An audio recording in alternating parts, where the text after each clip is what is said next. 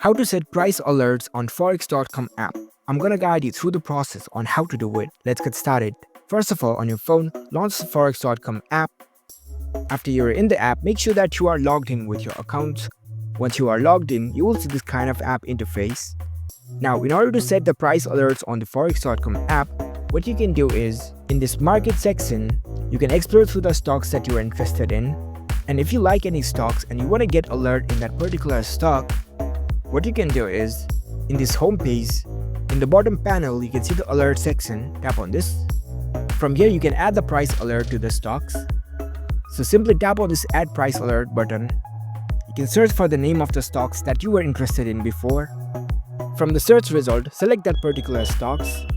Now, you can set the price alert from here. You can enter the price over here. Once you are done configuring everything, you can tap on the set price alert button. And there you go, the price alert has been set. So it's a very easy process to set the price alerts on Forex.com. If you found this video helpful, don't forget to give this video a thumbs up and subscribe to our channel for more tech tips. Thank you for watching.